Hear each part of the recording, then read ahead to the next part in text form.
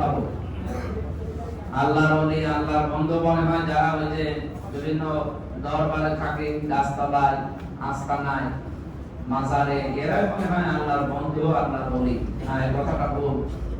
আল্লাহর ওলি হচ্ছে যারা কাজ করে খায়।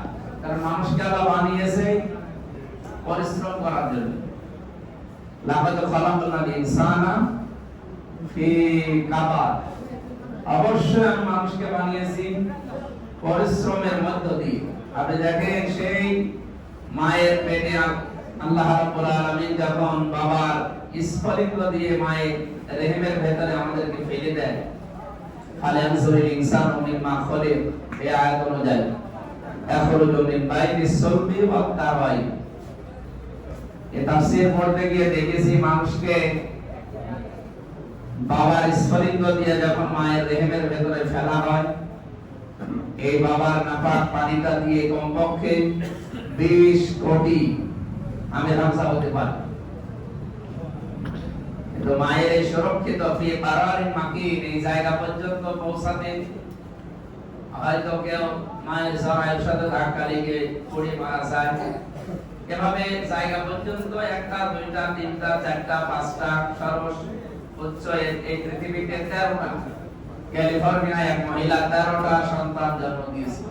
এর উপরে আর কেউ পারে না, একবারে। আপনি বলেন তো, আমরা তো একা একা এসেছি, আমাদের সাথে আমরা তো এখানে জমজ একেবারে মনে হয় যে এই লাইনে যারা আছে কেউ জমজ আছে বাইরে, জমজ নেই, আমরা সব একা একা এসেছি। জমজ আছে সামনে হয়তো কেউ থাকতে পারে। আমরা এই যে 20 কোটি ভাই বোনকে পেছনে ফেলে যে মায়ের এই যে বারানি মাকিন পর্যন্ত পৌঁছালাম, তখন আমাদের কোনো সাহায্যকারী ছিল না, ছিল আমাদের মামা খালু ছিল। কেউ একটু হাত ধরে উঠিয়ে দেবে যে স্যার এটা লাইনে তুলে দিলাম স্যার, এরকম কথা বলার মতো কেউ ছিল না। কারণ সবাই যেতে চেয়েছি এই বারানি মাকিন পর্যন্ত। তা আমি সবাইকে পেছনে ফেলে 19 কোটি 99 লক্ষ 99,99,099 জনকে পেছনে ফেলে আমি একা গেছি ওই জায়গায়। মামা খালো এমনকি হাত ধরা মানুষ বাদ দিয়ে যদি আমি ওই জায়গায় ফার্স্ট হতে পারি, আজকে তো পৃথিবীতে আসার পরে আমার বহু হাত ধরা মানুষ আছে,